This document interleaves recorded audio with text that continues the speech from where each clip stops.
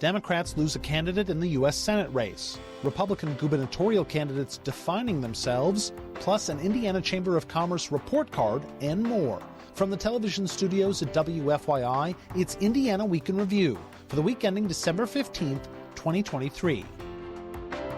Indiana Week in Review is made possible by the supporters of Indiana Public Broadcasting Stations.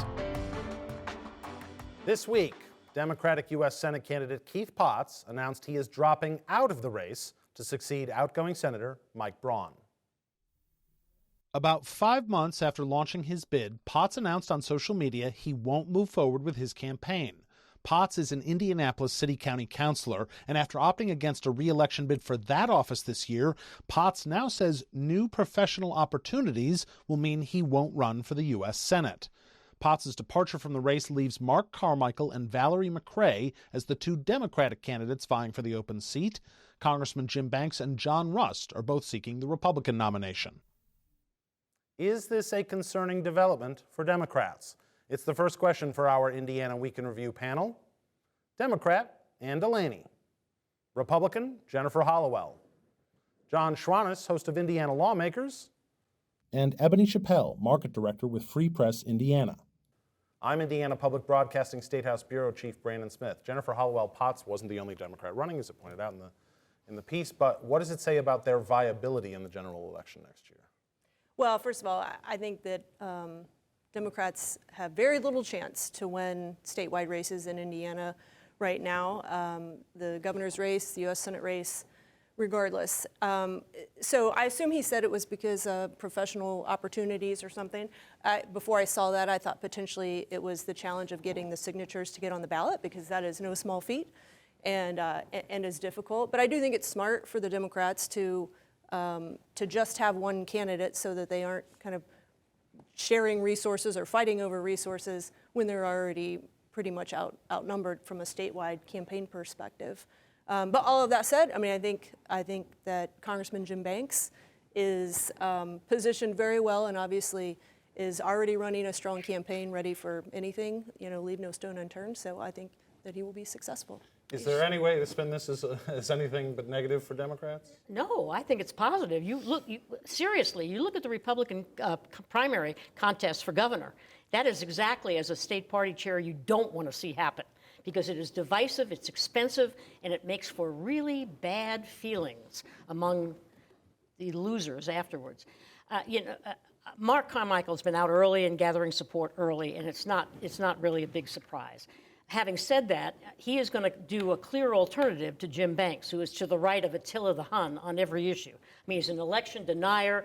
He's probably a homophobe. We know he's against LGBT rights, and certainly is terrible about a woman's right to choose. So there are all kinds of reasons in the general election for Hoosiers to look for an alternative to somebody who makes Donald Trump look reasonable, and that is a feat. Keith Potts, young, would have been the first openly gay candidate for U.S. Senate in this state if he had won that primary from Indianapolis.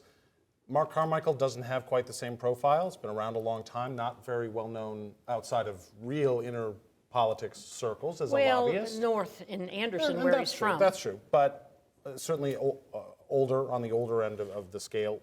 Is he the sort of candidate the Democrats can get excited about? I think that it proves a lot of challenges in terms of getting the voter base excited and energized to show up. I felt really good about Keith Potts, but I understand, things happen. So I'm hoping that the Democrats can see this as an example and an opportunity to start to get other people prepared for future races. But I feel like Carmichael is, a good candidate for them to put forth because of the things that he's really interested and concerned about. But yeah, I do think it presents quite a few challenges. Yeah, I mean, is this in some ways a step backwards in this race for Democrats? Well, the argument can be made, and I've heard Ann make it, so I always smile when she says this is what a chair or former chair wants. You don't want people fighting. But if, in fact, I've heard her argue the opposite, too, and in yeoman service to the cause. You do it in the same answer. I know, so I learned well. But if you have a lot of people vying for that nomination, the line then is, that is a great way to harden and hone and burnish the bona fides of these candidates and make sure that they are prepared for whatever they might see in the general election. So there are two sides, as the late Rex Early would say. But Mighty flat pan. So, I mean, no matter how you slice it, whoever the Democratic candidate is at a disadvantage at this point in the race. Now, could factors change? Yes. Could something as, say, abortion be a mobilizing factor? We've seen the Supreme Court, now will be taking up the mifepristone case. And there are a lot of people saying, lest you forget, we had the case this week that got a lot of attention. That's still sort of unfolding in Texas. Texas, yeah. If it brings it to people's minds. It's a reminder of how potent that issue can be. Yeah. And so, never say never, the ultimate cliche. All right, time now for viewer feedback. Each week we pose an unscientific online poll question, and this week's question is, who will win Indiana's 2024 U.S. Senate race? The Republican, the Democrat, or the Libertarian candidate? Last week's question was, should more students be held back if they don't pass the third grade reading proficiency test? 72% of you say yes, just 28% say no. If you'd like to take part in the poll, go to wfyi.org/IWIR and look for the poll. Well, speaking of a race with a lot of people in it, a clearer picture emerged this week of how Republican candidates for governor are each trying to define themselves in the race, as U.S. Senator Mike Braun, former Secretary of Commerce Brad Chambers, Lieutenant Governor Suzanne Crouch, businessman Eric Doden, and former Attorney General Curtis Hill participated in a panel discussion at the annual Denton's Legislative Conference. Crouch made a splash earlier this year endorsing complete elimination of the state's individual income tax, and she pivoted to that proposal often, even to a question about how to ensure public safety. And I'll start by axing the tax, putting thousands of dollars into the pockets of active and retired first responders. Hill, whose law license was temporarily suspended while in office for criminally battering 4 women, leaned heavily into ultra-conservative issues. He voiced opposition to abortion, LGBTQ rights, and mask mandates, including in a question on education. If we can teach children to think critically about the world around them, then they will not succumb to radical indoctrination. Braun often talked about his auto parts distribution business, including in an answer about removing barriers to economic growth. We got some of the highest healthcare costs in the country with some of the poorest outcomes. I took that on in my own business over 15 years ago. Chambers stressed his economic development background. He said the number one job for a governor is growing the economy. We have to play economic offense because everyone around us is. And to keep these kids here, we need to recruit high-wage industries. We need to continue to invest in entrepreneurship and innovation. Doden repeatedly emphasized the need to revitalize small towns. We cannot be a state where only 4 or 5 counties are growing population and doing well. Braun participated via pre-taped video messages, and Jamie Rittenauer, also a Republican candidate, did not take part. Ann DeLaney, I know you're plugged into the GOP primary voter base, but which message, as you hear them, do you think will resonate best with GOP primary voters? Oh, I think whichever one takes them as far right as you can be on all of the social issues. I think that's what they care about. But having said that, you still have to pivot from the primary to the general election. And you also run on the record of the Republican Party that's been in control for the last 20 years. You know, we started education reform in 2011. 86% of the third graders could pass the reading proficiency. Now it's 81. When Mitch Daniels was there, it was only, you have to grow individual income. We have to be at the national average. We're at 89% of the national average. He then said you had to send more people to post-high school education. We had 65% before. We now have 53%. Then they talk about cutting taxes. For the average Hoosier, the percentage that they pay in taxes has not changed 0.1% during all their years there. They pay 10%. They paid 10% of their income when Republicans took control, and they pay 10% now. These tax cuts benefit corporations and maybe other people, but certainly not the average Hoosier. That's the record they're running on, and they have had one-party control for decades. And their reports and their rankings are awful, and they need a fresh approach, and none of those 5 candidates presents it. Jennifer, considering you work for Brad Chambers, I'm guessing if I asked you which message resonates best, I would know what your answer is. But to Ann's point, which is true regardless of party. You have one message in the primary generally, and then a different message in the general election. Is that how you see this? Is they have one message now and will pivot slightly more towards the center after the primary is over? I don't think so. I don't. Most of those messages, they talked about healthcare, education, taxes, public safety, jobs in the economy. Those are issues that matter to Republican primary voters and general election voters. They may take different stands on them, but I don't think any of those candidates that you saw are going to change dramatically at all what their message is from the primary to the general. And I do think that the forum was a really good opportunity for people to see the similarities and the differences among the candidates. And you mentioned that I'm backing Brad Chambers, but I would say that all of them, I thought, performed very well, and they all did a nice job of highlighting issues that are central to their individual campaigns, while different. They may be central, but that group, have been in control for 20 some odd years. But voters keep putting them. Exactly. Yeah, I don't think they understand what the record looks like. John, she just talked about, we saw similarities and differences, not just in how they're trying to sort of define themselves, as we heard in the piece, but also we saw a little bit of criticism of each other. We saw multiple candidates, as we have, criticizing the LEAP district, the Economic Development Project in Boone County, and that was under Brad Chambers' tenure as Secretary of Commerce. But we also saw Suzanne Crouch's tenure as Lieutenant Governor, although she's tried to sort of distance herself from the decision making. But she is in charge of the Department of Commerce. I guess technically, but there's also the question of there was some criticism of Suzanne Crouch's tax plan from notably Mike Braun, among others, saying Braun said, I think he said it wasn't well thought through. Do you expect some of that to pick up, starting essentially right now? It has to. When you have such a large field and candidates are trying to differentiate themselves and stand out, that's the most effective way to do it. If everybody's, using the same hymnal and maybe just trying to sing louder than the person next to them, it's not really going to work. You've got to find those issues that will be defining issues, or wedges, as is often said in the political arena. And I think what you see here to a large extent is sort of traditional republicanism, as Hoosiers have practiced it over the past century, and populism, sort of the new republicanism that I don't know if it was attributable certainly to Donald Trump, but was symbolic of what we saw in a very high-profile fashion, and is certainly a standard bearer for those beliefs. And so you do see it's more nuanced than jobs are good. It's now about, where are those jobs? Are they in urban areas, or are they going to come to the rest of the state where we're getting left out of we're not sharing in the bounty? So it's sort of this urban versus rural, the notion of business versus, elite corporate business, that sort of Wall Street business versus the mom and pop. It's all about drawing these distinctions and these lines.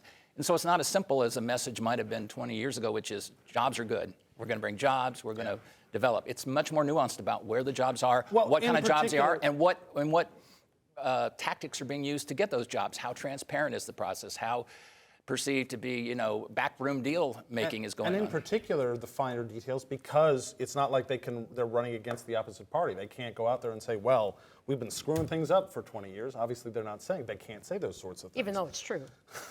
I do want to ask, though, Suzanne Crouch made the joke right at the start, which is, we talk about, with a field this wide, it could come down to fine margins as to who gets this nomination. And sitting on a stage with 3 other men, and then one looming on the video screen above, Suzanne Crouch had the joke that, it's clear that there's one thing separating her from everybody else on the stage. It's her red glasses. But could it be not the policy, but the personal that helps separate some of these candidates in the pack? I mean, to the point that my fellow panelists made, when you have the messaging being so very close to each other, sometimes it really does come down to that when voters are deciding, who do I pick over whatever. Sometimes optics is the thing that really draws people in. I find that to be very unfortunate. I wish there was, more for them to choose from besides something so superficial, but, I really think it could come down to that. All right, Indiana is improving in some key economic areas, according to the latest report card released by the Indiana Chamber of Commerce this week. But in many areas, that improvement is being outpaced by other states. The report cards, released every couple of years, are tied to the Chamber's Economic Vision Plan. It tracks metrics across a range of issues, everything from labor force participation and entrepreneurship to healthcare costs and educational attainment. Outgoing Chamber CEO Kevin Brinegar says Indiana ranks in the top 10 of only 7 of the report card's 49 national measures. The progress isn't happening fast enough because other states are improving at a faster pace. So we need to pick up the pace. Incoming CEO Vanessa Green-Cinders says the Chamber will bring the report card's message to lawmakers, even as legislative leaders promise a quieter 2024 session. There's many ways to accomplish things. Sometimes it's big things, sometimes it's small things, but we need to keep moving forward. Areas where Indiana lags that the Chamber highlighted are healthcare costs and early childhood education. Ebony, does the information in this report card clash with what we've heard from legislative leaders promising, oh, we're going to quieter session, tweaking some things we've already done? I think if they hope to make any true progress, it certainly does clash with the idea of having a quieter session. When you look at this report card and you see some of the areas that we're lagging behind in, particularly with early childhood education, there's a lot of opportunity for growth. So I hope that there's a lot of conversation around how to improve those things. There were some things that I found quite promising. One, the number of design patents that Hoosiers are taking out really points to, a growth in entrepreneurial spirit in the Hoosier state, which is fantastic. But the fact that there is not that same increase when it comes to access to venture capital, I think is an issue.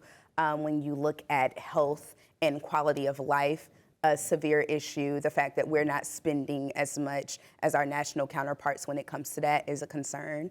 And I think, the fact that the General Assembly has released more funds for that, again, is promising, but I hope that there are less hurdles to access those funds for some of our healthcare providers. But yeah, I would anticipate lots of conversation and not so much quiet. Yeah, I mean, certainly on the healthcare front, I think in the next report card, we'll see at least the spending on healthcare jump, because that doesn't take into account the investment that was just made in the last budget. But it strikes me as we talk about the idea of a quieter session, of just tweaks and not big changes to a lot of things. It strikes me that I get it from the perspective of you're going into an election year, you don't want to do anything that's going to make people upset. But aren't you risking making people upset if the messaging is, well, hey, now, we're trying not to do too much. Well, and I'm an outlier. As I've said a couple times now on the show in recent weeks, I don't think it is going to be that quiet a session. I think leadership may say, if you're a leader, think about this. You don't want to say that a lot needs to be done, because that suggests that you haven't been working and doing it. Yeah. So if you're a leader in a leadership position, a caucus leadership position, it would behoove you to say, we have been so effective in recent years. Now we just need to watch some of these changes settle in, take effect, and we'll reap the benefits, and then we can be done. That's not speaking for rank and file members of the caucuses. And the conventional wisdom is people want to get out of Dodge so they can go and work on their campaigns. I think anymore, because of what campaigns have become and because of the chords that are struck and sounded by candidates seeking to mobilize their bases, they take advantage of this as the greatest opportunity for earned media to be strident, to be maybe even outlandish. What some would say is outlandish, but it so that they can go to their voters and say, "Look what I did." Well, look what I tried to do. And even if we didn't, if we didn't get it done, look what I tried. And in some ways, in this kind of bizarre world of politics that we live in now, a failed attempt, but done in a vociferous and crazed fashion, may be worth more to some voters than actually getting something done. Some that have to reap the harvest of what passes. Let me ask you from this perspective, because we talked a little bit on the show about will this actually be a quieter session. Let me ask it from this perspective, which is, come mid-March, when they've adjourned sine die, do you think legislative leaders will go, well, this is a really quiet session? I don't know, but just because it's quiet doesn't mean they can't do meaningful things. So in terms of the report card and measures where we need to do more, we always need to be doing more. But things like the measures they're talking about to in terms of requiring, passing the iRead exam before you proceed to 4th grade. Things like that are meaningful, and there are a lot of things I think that they can do that have maybe some more consensus in some bipartisan support that will help move the needle on all of these things. So I think quiet is, in the eye of the beholder, but I do want to say that how wonderful it is to have the Indiana Chamber of Commerce do this work, the research that they do, bringing these report cards out, and to Kevin Bruniger, who's wrapping up a long time, 20 plus years with the state chamber. I think we really owe a lot to him. If you think of all the things that our state has accomplished and how we have excelled over the last couple of decades, and the state chamber was a part of that. And anyway, and I'm excited to see the new leadership as well as we tackle these issues to keep figuring out how can we, succeed in this changing future. And what I appreciate about the Chamber's report card and its economic vision plan is they're obviously on the same page with the Republican supermajorities on a lot of issues at the Chamber of Commerce. But this isn't a, hey, look at how great we are and that's it. It was, yeah, we're doing some things well, but we aren't doing other things well enough, and we need to be better. And I appreciate that. And that's why the report card is important. But I'm not sure they're on the same page with a lot of issues of the supermajority anymore, because they have said over and over again that the social issues, the early childhood education, and the need for daycare and health, and all of these things that, that the General Assembly supermajorities played with. Okay, like their incremental increases in early childhood education, when everybody recognizes how important that is to success, and our numbers at the top level at graduation and college keep going down. If they listened more to the Chamber of Commerce report card, I would be encouraged. But they don't. They pick and choose, and they do a little bit. Indiana, speaking of the Chamber of Commerce, the Indiana 6th through 8th graders can now participate in the first statewide Civics Bee. The Indiana Chamber of Commerce and the State Department of Education partner with local chambers to create the competition. The aim is to get kids more excited and engaged with civics in their communities. State Chamber Vice President Jason Beers says it gets to the heart of the Chamber's mission, to help people be informed, engaged citizens. This seemed like kind of a fun, interactive way for kids to kind of show their civics knowledge, but also give the business community kind of a role to play in helping to foster that kind of collaboration. Chamber President-elect Vanessa Green Cinders says civic engagement should be thought of as a business and economic issue. Workforce is about education, it is about community, and it involves all of us. Participation in the Civics Bee begins with an essay competition at the local level. You can find more details at indianachamber.com/civicsbee. John, I think the average person, when they hear, the state is creating a civics bee, they hear the Department of Education is partnering, that makes sense. The Chamber of Commerce may not be as obvious a partner in that, but it was really spearheaded by the National Federation and the National Foundation through the state. How important is it then for groups like the Chamber of Commerce to be the ones pushing civic engagement? I think it's incredibly important that every group of every stripe push everything possible to have an engaged, informed citizenry. We are, last time I checked, ostensibly a democracy. Representative. A republic. A republic. A republic, John, is the right. Yeah, that's what they like to say. But it all falls apart if you have voter turnout like we have. Well, or worse. Absolutely, as was pointed out in that report card as well, very low voter turnout. And we've made efforts to do it, but what it does, it creates districts where there's no competition. I mean, so voters don't even really have a chance if there's only one person on the ballot to weigh in. Is that really a democracy? Or if they're gerrymandered so that it makes no difference. And I think we've become, the knee-jerk reaction is that government is somehow inherently bad, when in fact, what I learned growing up was we the people, we are the government. Right. And if we could restore some of this notion that we are in this collectively and we can strive toward common goals for the betterment of society, then we will have accomplished something. They could even have ballot initiatives.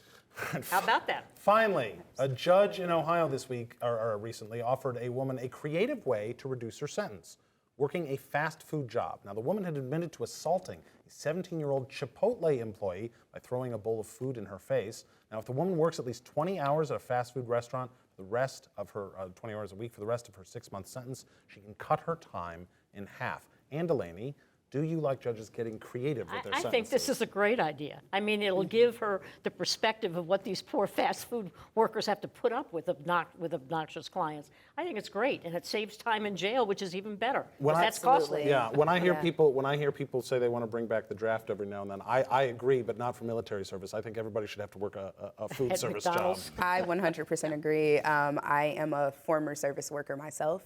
I worked in many restaurant, bars, and hotels in Indianapolis, and something like this, I think, has the potential to, like we said, expose people to what the average Hoosier is dealing with on a daily basis. Yes. So. That's Indiana Week in Review for this week. Our panel is Democrat Ann DeLaney, Republican Jennifer Hallowell, John Schwantes of Indiana Lawmakers, and Ebony Chappel of Free Press Indiana.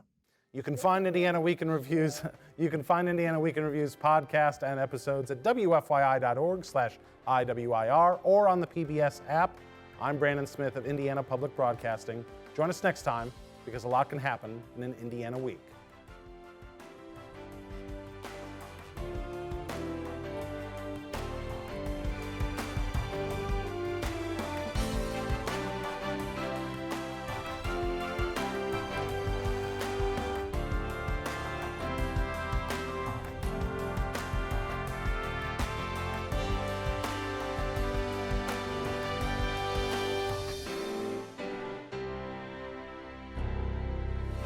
The opinions expressed are solely those of the panelists.